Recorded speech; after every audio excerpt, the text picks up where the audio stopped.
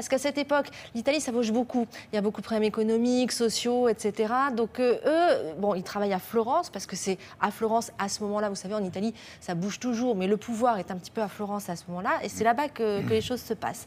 Et ce sont des peintres un petit peu rebelles, que ne sont pas les impressionnistes. Non. Les impressionnistes sont vraiment des peintres en plein air, plutôt issus d'un milieu bourgeois pour la plupart, et qui vont peindre un milieu bourgeois pour la plupart. Alors que là, les Macchiaioli, eux, vont peindre des milieux beaucoup plus pauvres, les milieux de la campagne, mais toujours avec ce même souci de sortir en extérieur, de mettre le chevalet dehors et d'apporter énormément de lumière dans la peinture.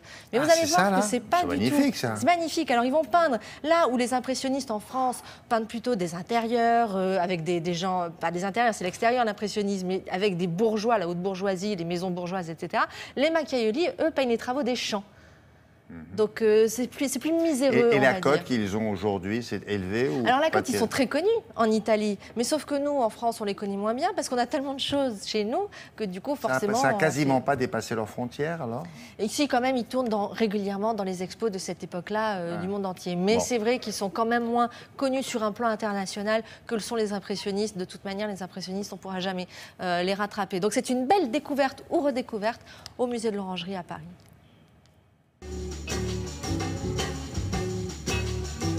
L'exposition est consacrée aux Macchiaioli. Ils sont des peintres italiens de la moitié du XIXe siècle.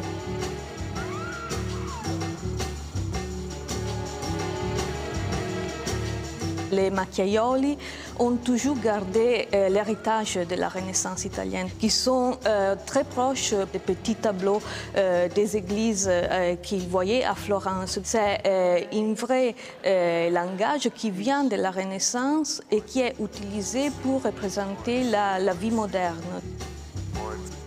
Ils sont novateurs et cherchent la relation directe avec la nature.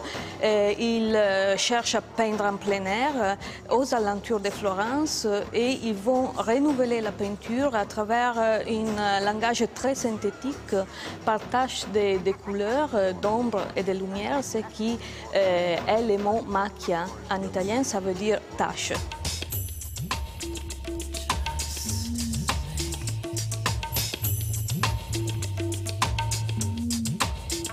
Ils ont les mêmes propos que les impressionnistes. Ils ont vraiment cherché à peindre la lumière de la campagne toscane, mais ils ont quand même utilisé une gamme réduite de couleurs, c'est-à-dire le brun, le jaune pour les sols ou le bleu du ciel, mais c'est vraiment un ciel éblouissant.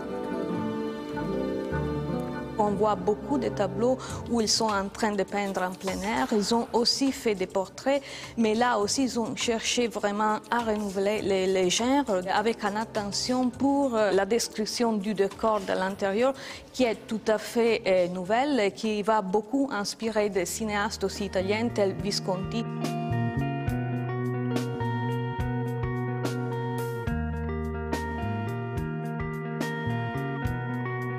Silvestro Lega, lui, il a représenté deux scènes de vie intime de la bourgeoisie quand il s'est installé à Piagentina, à côté de Florence. Et donc nous avons des très beaux tableaux, tels les chants du Stornello, qui sont des représentations de la vie bourgeoise.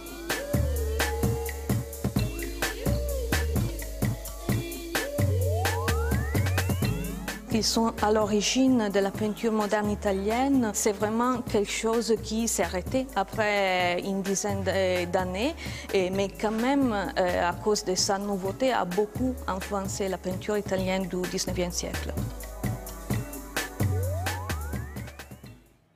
Les Macchiaioli, si vous passez par là, c'est au musée de l'Orangerie, qui est un très beau musée d'ailleurs. Qui est un très beau musée dans le jardin des Tuileries à Paris.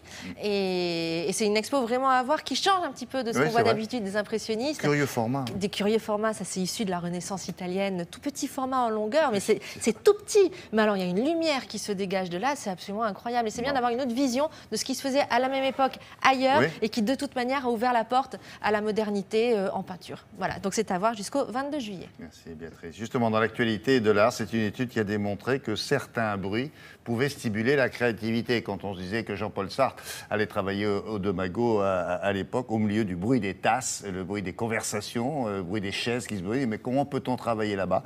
Vous allez voir, si vous ressentez le besoin d'aller travailler dans une terrasse de café, soit vous êtes un philosophe, soit vous aimez le bruit, soit vous êtes dans le juste. C'est quoi cette étude, Julia? C'est une étude qui a été